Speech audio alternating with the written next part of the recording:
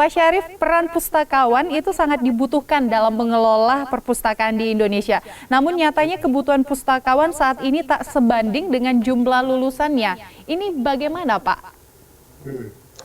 Eh, Sebelum lanjut ke situ, penting saya tambahkan tadi tentang membaca buku cetak dan digital. Ya, silakan, Pak. Eh, yang pertama adalah membaca buku cetak itu tidak perlu terkoneksi dengan listrik.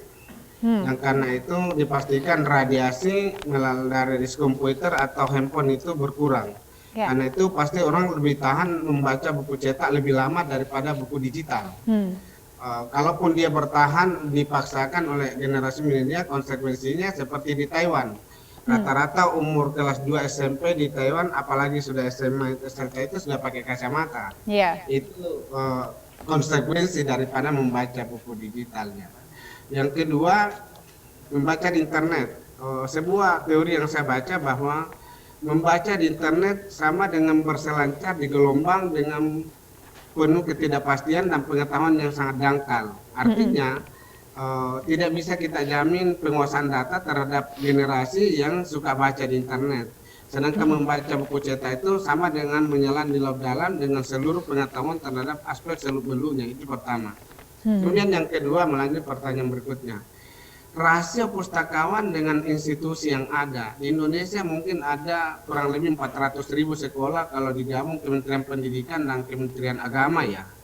Jumlah pustakawan saat ini tidak cukup 15.000. Artinya terjadi kekurangan pustakawan sangat timpang karena dibutuhkan, kalau satu institusi satu pustakawan dibutuhkan mungkin kurang lebih sekitar 400.000 ya. Nah ini adalah kondisi real. Ini pustakaan pegawai negeri, tapi yang saya bahas di sini adalah orang-orang yang punya profesi sebagai pustakawan, apakah dia pegawai negeri di swasta dan sebagainya, itu tidak lebih 15.000. Nah itu penting. Nah bagaimana caranya? Yang pertama, memang saat ini kita dari pemerintah ya untuk mengangkat pustakawan pegawai negeri itu masih ada. Pak Syarif bisa menjelaskan sebenarnya apa sih Pak yang menarik dari profesi pustakawan? Mungkin saja nanti ada generasi milenial yang sedang menyaksikan acara ini, penonton dia seorang pustakawan bisa memutuskan untuk beralih profesi menjadi pustakawan atau mengambil jurusan-jurusan pustakawan sehingga literasi di Indonesia bisa semakin meningkat.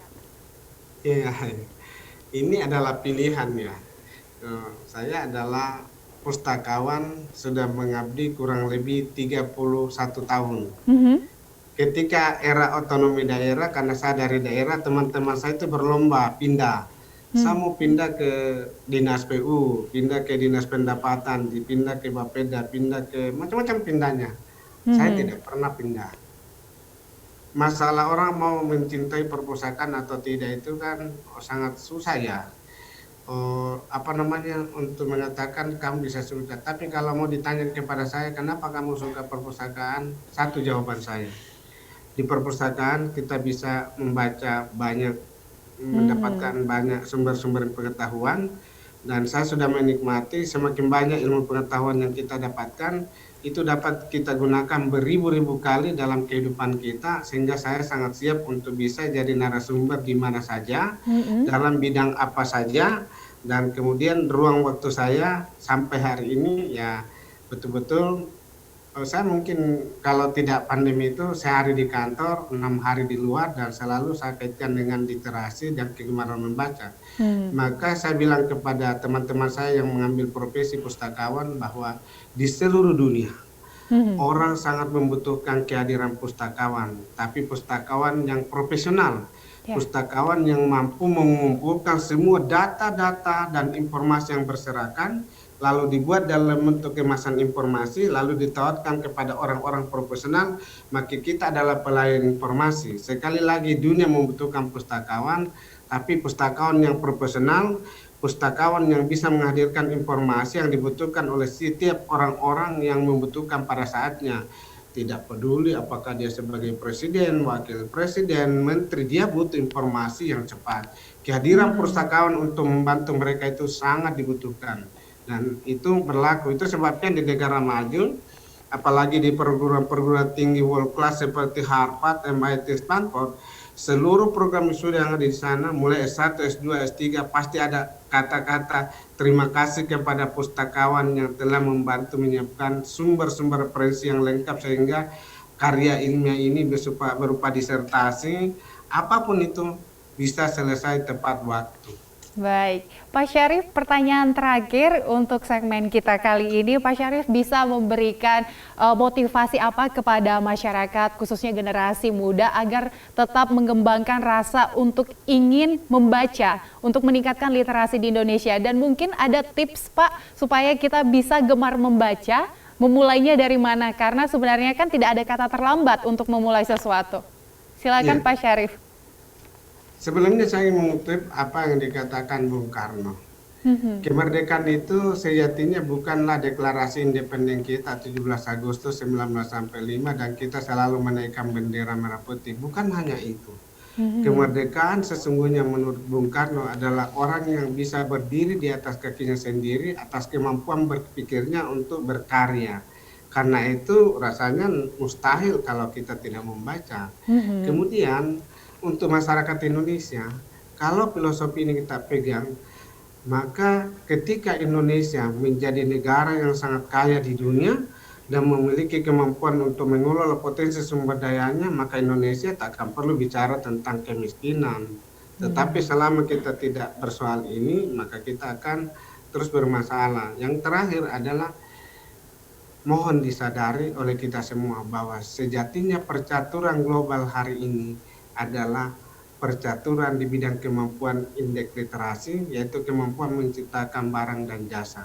Dan jangan lupa masyarakat Indonesia adalah kilometer nolnya dunia yang ada di Kalimantan Barat. Dan pada 25 tahun akan datang ketika Indonesia memasuki 100 tahun kemerdekaan atau golden emasnya, penduduk di Asia akan berjumlah kurang lebih 5 miliar. Yang artinya pusat kehidupan ada di Asia dan jantungnya Asia ada di Indonesia.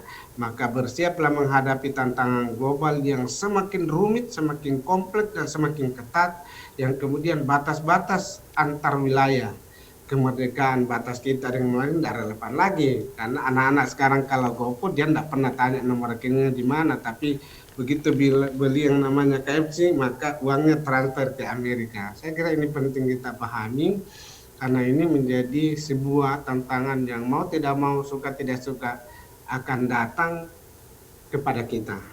Mari bersiap untuk menjadi pemenang dalam kancah percaturan global. Ya, baik. Terima kasih Pak Muhammad Syarif Bundo atas informasinya, dan pemirsa, demikianlah perbincangan kami dengan Kepala Perpustakaan Nasional Bapak Muhammad Syarif Bundo. Tetap ingat pemirsa bahwa buku adalah jendela dunia supaya kita bisa bersaing di kancah global. Demikian ya Pak Syarif, saya Gesmi Sitanggang dan kru yang bertugas mengucapkan terima kasih atas perhatian Anda. Sampai ketemu di program VVIP selanjutnya.